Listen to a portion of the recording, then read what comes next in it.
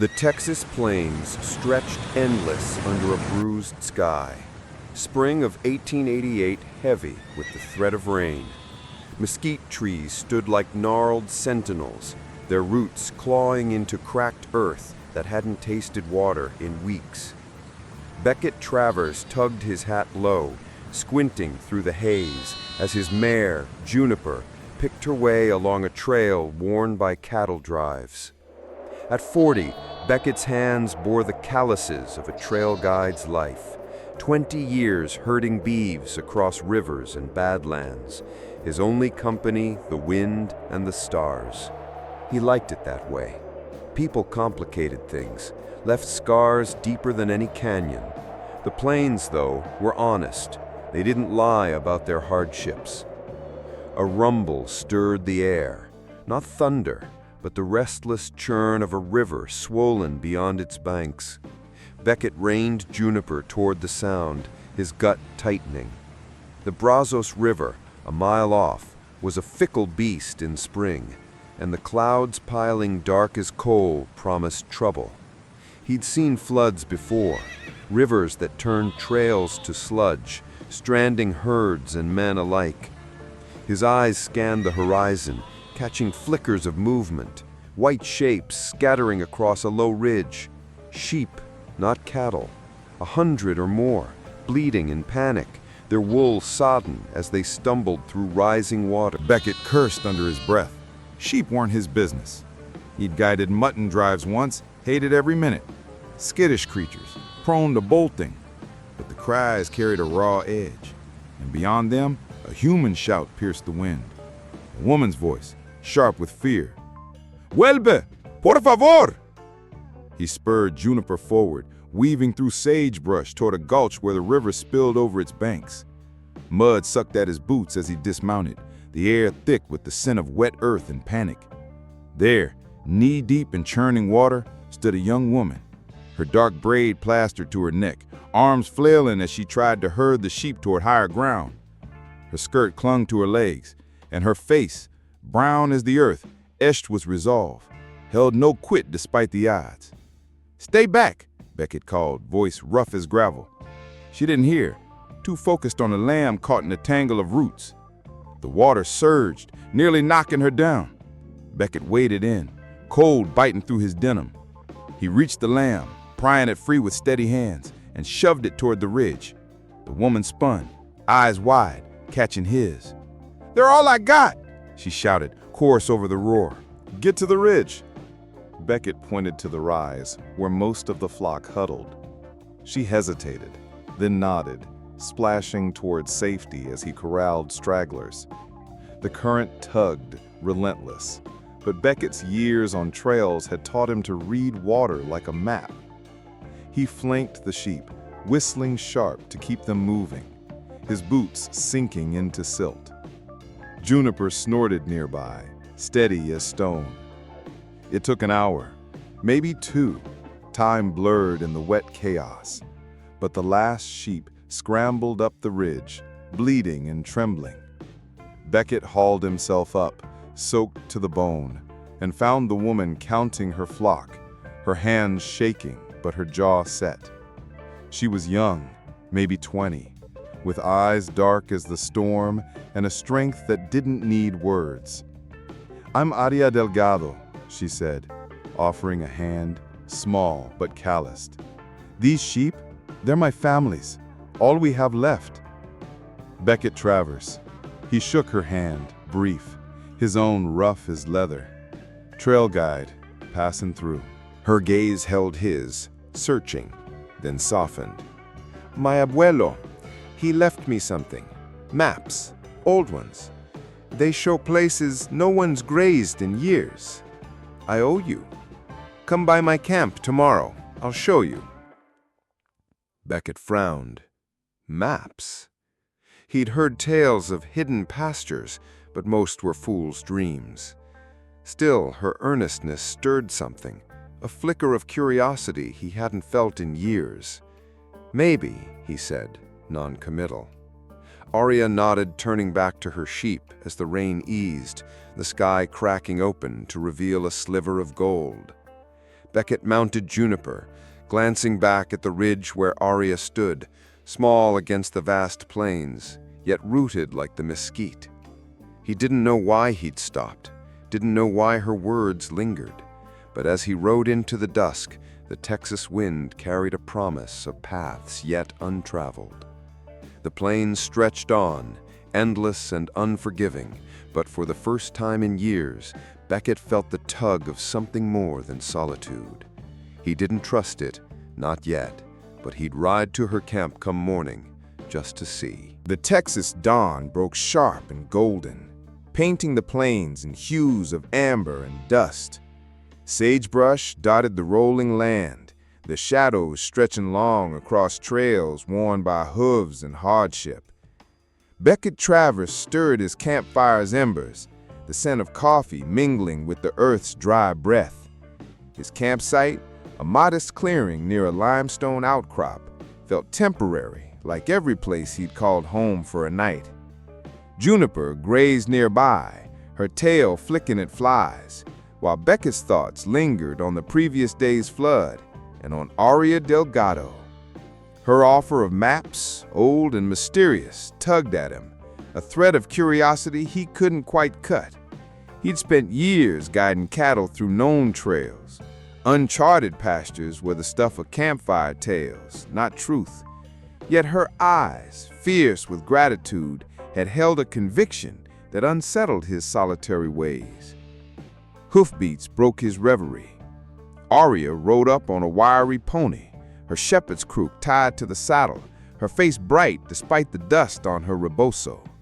She dismounted, clutching a leather pouch, its edges worn as if kissed by decades. "You came," she said, voice steady but warm, like she'd half expected him to vanish into the plains. "Said I might," Beckett replied, standing, his hat tipped back. His voice was gruff, but his gaze softened as she knelt by the fire, opening the pouch with care. Inside were maps, 3 brittle sheets of parchment, inked with looping lines and symbols faded by time. Mesas, rivers, and strange markings dotted the pages, hinting at paths beyond the known grazing lands. "My abuela drew these," Aria said, tracing a symbol like a coiled snake. "He was a vaquero, roamed these parts before the cattle barons came. Said there were valleys no one claimed, places sheep could thrive." Her fingers paused, reverent. "He left them to me, to keep our way alive." Beckett leaned closer, squinting at the maps. The lines were meticulous, drawn by a hand that knew the land's secrets.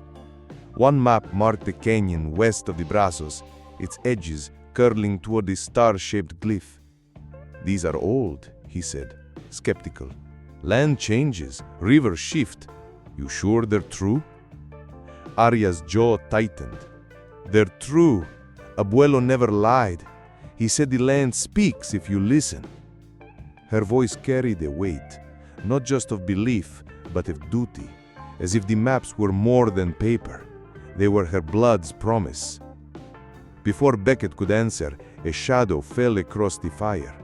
A rider approached, broad-shouldered and clad in a duster, his horse's hooves kicking up dust. Caleb Voss, a cattleman, whose name carried like a storm cloud in these parts, reined in, his eyes narrow as they flicked from Aria to the maps. "Delgado," he said, voice smooth as a blade. "Heard you found something in that flood. Maps, is it? Grazing lands tight. Hand them over, and maybe we share the profit." Aria stood, clutching the pouch to her chest. "They're mine, Voss, my family's, not yours." Her voice held no waver, though her frame was half his size. Beckett stepped forward, hand resting on his belt, near but not on his knife. She said no. "Ride on." His tone was even, but his stance spoke of trails where disputes turned sharp. Voss smirked, eyes lingering on the maps. "You that guide, Travis. Stick to cattle. This ain't your fight." He wheeled his horse, calling over his shoulder, "Land's for taking, Delgado. You'll learn." His hoofbeats fade, leaving a chill in the morning air. Aria's hands trembled as she tucked the maps away, but her eyes burned. He's been after our grazing spots for years. Thinks sheep ruin his cattle's range. She looked at Beckett, searching. You know trails. Will you help me find what's on these maps before he does? Beckett hesitated. He'd sworn off partnerships after a betrayal on a Colorado drive years back, friends who left him stranded when rustlers hit. But Aria's resolute, her trust in him, stirred something he'd buried. The plains stretched vast around them, their secrets hidden in folds of earth and time. Show me that canyon, he said finally. We'll see what's there. Aria nodded, a spark of hope breaking through her worry. As they saddled up, the Texas sun climbed higher, casting light on paths untrodden, where maps and trust might lead to more than either expected. Beckett felt the weight of her gaze, not just gratitude, but an invitation. To what? He wasn't sure. But the land was calling, and for once, he didn't want to ride alone. The Texas sun burned fierce over the canyonlands west of the Brazos, its heat rippling off red rock walls that rose like silent giants. It was early May, 1888, and the air carried the sharp tang of creosote and dust. Beckett Travers led the way, his mare Juniper picking a path through prickly pear and scattered boulders, while Aria Delgado followed, her pony's hooves clacking on stone. The maps, tucked safe in Aria's saddlebag, guided them toward a canyon marked by a coiled snake symbol, a faint promise of greener pastures. Beckett's eyes scanned the trail, wary of loose shale and unseen threats. He had ridden these routes before, but never with such stakes, nor with a partner whose quiet resolve matched the land's own stubbornness. Aria rode close, her rebozo tied against the sun, her gaze darting between the map and the horizon. Abuelo said the canyon hides its heart, she murmured, voice low as if the rocks might overhear. A valley fed by springs no one's claimed. Her words held a dreamer's hope, but her hands gripped the reins tight, betraying worry. Beckett nodded, saying little. He'd seen men chase fool's gold on less than a map's promise, but Aria's faith in her grandfather's legacy stirred something in him, a flicker of belief he hadn't nursed since his own dreams soured years back. The trail narrowed, forcing them single file through a gulch where mesquite clung to cliffs. The map's lines pointed to a bend ahead, but the silence felt heavy, like the calm before a stampede. Half a day in, trouble found them. Their waterskins, lashed to Juniper's saddle, hung slashed, liquid seeping into the dirt. Beckett cursed softly, kneeling to inspect the cuts. Clean, deliberate. Someone trailed us, he said, eyes scanning the ridge above. Aria's face tightened, but she didn't flinch. Voss's men, she said, not a question. They've dogged my family's herds before. Her voice held a bitter edge, the weight of years fending off cattlemen who saw sheep as a blight. Beckett stood, brushing dust from his hands. We keep moving. Springs on that map better be real. He didn't say what gnawed at him. The sabotage meant Voss knew their path, and men like him didn't stop at sliced leather. They refilled what skins they could from a trickle in the rocks, rationing sips under the relentless sun. By dusk, they reached the canyon's bend, where the map marked a narrow pass. Aria traced the snake symbol, her fingers steady despite the day's strain. Here, she said, pointing to a crevice veiled by juniper. They dismounted, leading the horses through, and found a shallow basin where grass clung in patches, hinting at water below. Aria's eyes lit up, but Beckett stayed sharp, catching hoofprints in the dust. Fresh, not theirs. Someone's been here, he said, voice low. Watching. He didn't need to name Voss. Aria's nod said she knew. She knelt, pulling a small stone etched with the same snake symbol from the earth. Abuelo's mark, she whispered. He was here. The discovery steadied her, but Beckett felt the weight of unseen eyes. They camped under a ledge, no fire to avoid signaling their spot. Aria shared stories of her grandfather, his tales of nomads who thrived in hidden valleys, his stubborn pride in their Mexican roots despite settlers' scorn. He said the land belongs to those who care for it, she told Beckett, her voice soft under the stars. Beckett listened, his silence not cold, but thoughtful. He'd spent years dodging ties, burned by a partner who'd sold him out on a Colorado trail. Yet Aria's stories, her trust in him, chipped at that wall. The canyon around them, its walls carved by time, seemed to echo her words, land enduring through care, not conquest. As coyotes howled in the distance, Beckett felt a shift, not just in the trail, but in himself. The maps were more than lines. They were a path to something bigger if they could outrun the shadows tailing them. The canyon walls closed in like ancient guardians, their red strata layered with the secrets of floods long past. It was midday in the Texas Badlands, the sun a relentless forge overhead, casting shadows that danced across the narrow pass. Beckett Travers led Aria Delgado through the crevice marked on the map, his boots crunching on gravel as Juniper snorted at the confined space. The air grew cooler here, laced with the faint, promising scent of moisture, damped earth and hidden green. Prickly pear bloomed in crevices, their yellow flowers defiant against the rock, much like Aria's spirit as she followed, her pony stepping sure despite the uneven ground. They'd pushed hard since dawn, the sabotage from Voss's men a fresh spur to their pace. Beckett's eyes darted to ridges above, expecting trouble, but the canyon seemed empty, its silence broken only by the distant call of a hawk. Aria clutched the map, her fingers tracing the snake symbol that had guided them this far. Abuelo spoke of a veil, she said, voice echoing softly off the walls. A place the land protects. Beckett grunted, wiping sweat from his brow. Land don't protect, it tests. But his words lacked their usual edge. The expedition had worn grooves in his solitude, Aria's presence a steady rhythm he was growing accustomed to. The pass widened suddenly, opening to a ledge overlooking a sight that stole their breath, a hidden valley below, cupped in the canyon's embrace. Lush meadows stretched green as emeralds, fed by a clear stream that wound through cottonwoods and wildflowers. Sheep could thrive here, cattle too, a bounty untouched by overgrazing or drought. Aria's eyes widened, a smile breaking through her dust-streaked face. "It's real," she whispered, dismounting to peer over the edge. "Abuelo's heart." The valley shimmered in the heat, its grasses swaying in a gentle breeze, a stark contrast to the arid plains they'd left behind. Beckett joined her, mapping the boundaries with a guide's eye. Entrances narrow enough to defend, soil rich for roots. Good grazing, he admitted, a rare note of wonder in his voice. But wonder turned to caution as hoofbeats echoed from the pass behind them. 3 riders emerged, Voss's men, rifles slung but hands hovering near holsters.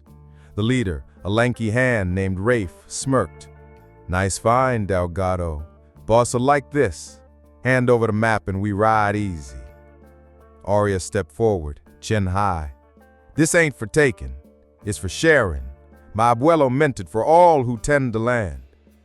Her voice held fire, but Beckett saw the tremor in her hands, the weight of defending a legacy alone.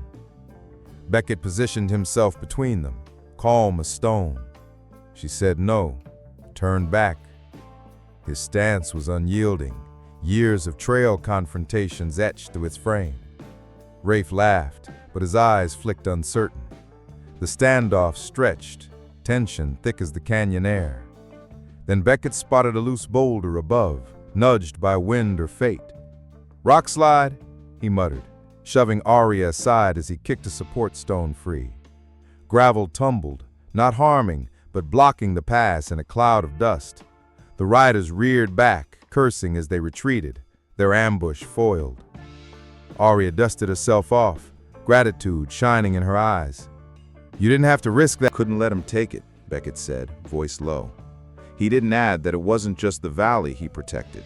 It was her dream, her grandfather's echo. As they descended into the valley, mapping its streams and meadows under the cooling shade of cottonwoods, Beckett felt the land's gift settling in him. The hidden oasis wasn't just grass and water, it was a chance for something new, if they could hold it against the shadows closing in. The Texas plains rolled under a sky heavy with gathering clouds, the air thick with the promise of rain that could either bless or burden the land. It was late summer, 1888, and the heat lingered like a stubborn memory, as Beckett Travers and Aria Delgado rode back toward the small settlement of Elm Bend, a cluster of wooden buildings huddled around a dusty main street. Saloons and mercantiles lined the way, their signs creaking in the wind, while herders' wagons dotted the outskirts. The hidden valley's discovery burned in their minds, its lush meadows and streams a beacon of hope amid the parched grasslands. Beckett's saddle creaked as he glanced at Aria, her face set with determination, the maps rolled tight in her bag. They'd mapped the valley's edges in hurried sketches, but Voss's ambush had made one thing clear. Secrets like this didn't stay hidden without allies. Elm Bend buzzed with the news of their return, whispers spreading like wildfire through dry brush. Aria led Beckett to the town hall, a simple plank building with a bell tower that rang for meetings and storms alike. Inside, lanterns flickered against rough walls, casting shadows on faces lined by years of hurt in life. Shepherds like Aria, cattlemen with brands on their belts, and a few farmers clinging to thin soil. Aria stood at the front, unrolling a map for all to see. "We found it," she said, voice clear and steady. "A valley, hidden, with grass and water enough for us all. My abuelo's maps led us there, not for one, but for sharing." Murmurs rippled through the crowd, eyes widening at the sketched lines promising relief from drought-scarred ranges. Beckett stood beside her, arms crossed, his presence a quiet anchor.